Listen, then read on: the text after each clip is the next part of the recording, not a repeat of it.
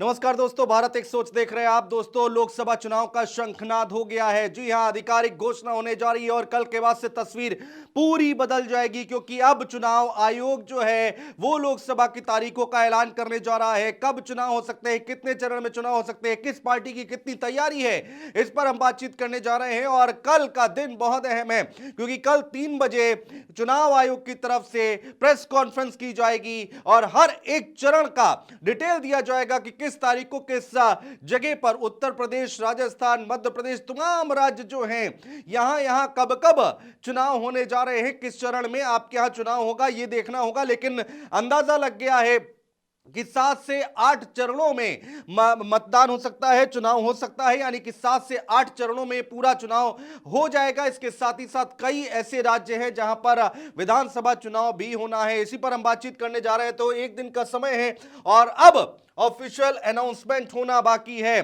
चुनाव आयोग का सीसी राजीव कुमार, ईसी सुखबीर संधू और ज्ञानेश कुमार ने आज बैठक की और बैठक के बाद यह फैसला लिया गया है कि कल का दिन बहुत अहम है। और ज्ञानेश कुमार, दो चुनाव आयुक्तों, ज्ञानेश कुमार की अगर हम बात करते हैं और सुखबीर संधू की अगर हम बात करते हैं, तो यहां पर कल आज अभी उनकी नियुक्ति हुई है और दोनों ने शुक्रवार यानी कि 15 मार्च को पदभार संभाला है। और उसके बाद आयोग के तीनों अधिकारियों ने चुनाव कार्यक्रम को लेकर बैठक की है। यह पूरा कार्यक्रम है दोस्तों, क्या क्या होना है वो हम आपको बताने जा रहे हैं। देखिए, लोकसभा चुनावों की तारीख का कल होगा ऐलान। चुनाव आयोग दोपहर 3 बजे करेगा घोषणा।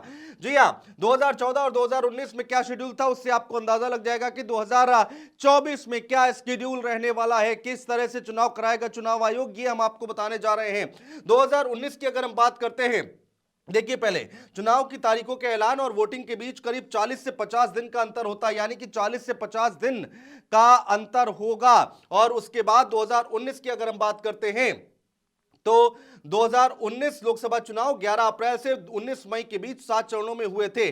2019 का चुनाव दोस्तों 7 चरणों में हुआ था और चौथे दिन 23 मई को रिजल्ट आया था। ध्यान रखिएगा, चौथे दिन, जिस दिन चुनाव हो गए थे उसके चौथे दिन ये रिजल्ट आया था। और 2014 की अगर हम बात करते हैं तो लोकसभा चुनाव की तारीखों की घोषणा 5 मार्च को हुई थी।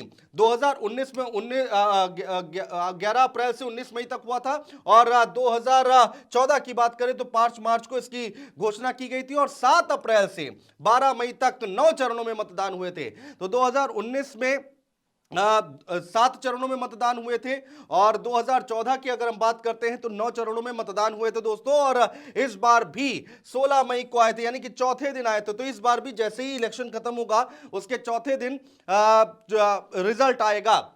लोकसभा चुनाव 2024 की तारीखों का ऐलान चुनाव आयोग शनिवार को दोपहर 3 बजे करेगा। यह बड़ी खबर निकल कर आई है। और विधानसभा की तारीखों के लोकसभा कई राज्य ऐसे हैं, राज्यों में विधानसभा चुनाव की तारीखों का भी ऐलान किया जाएगा। कौन कौन से राज्य हैं दोस्तों वो हम आपको बताने जा रहे हैं। उड़ीसा, सिक्किम, अरुणाचल प्रदेश और आंध्र प्रदेश, ये 4 राज्य हैं। लेकिन अभी जम्मू कश्मीर पर क्या फैसला होता है ये देखना होगा, क्योंकि उड़ीसा, अरुणाचल प्रदेश और तमाम जो राज्य हैं, आंध्र प्रदेश है, जम्मू कश्मीर की बात कही जा रही है कि जम्मू कश्मीर पर भी फैसला लिया जा सकता है। लेकिन क्या फैसला लेंगे इसके कयास लगाने शुरू हो गए हैं। लोकसभा चुनाव भी 2019 की तरह ही 7 चरणों में हो सकते हैं, लेकिन जम्मू कश्मीर का कहा यह जा रहा है कि चुनाव हो सकता है साथ ही साथ और हो सकता है ना भी हो। लेकिन ये जो 4 राज्य उड़ीसा, सिक्किम, अरुणाचल प्रदेश, आंध्र प्रदेश, ये विधानसभा चुनाव है और इसमें भी ये लोकसभा चुनाव के साथी होंगे दोस्तों।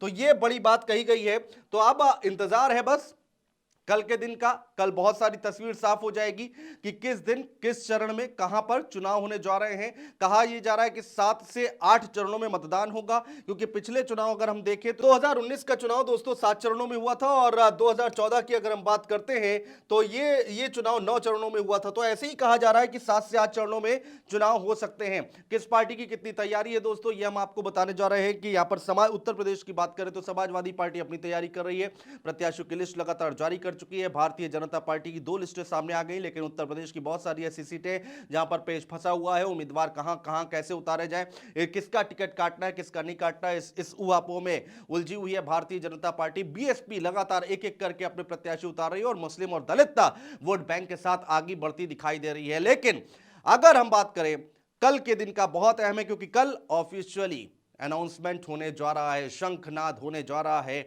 लोकसभा चुनाव का। कौन कितना भारी पड़ेगा ये तो वक्त बताएगा, लेकिन तैयारियां जोरों पर चल रही हैं और कल का दिन बहुत अहम है दोस्तों। बहुत शुक्रिया।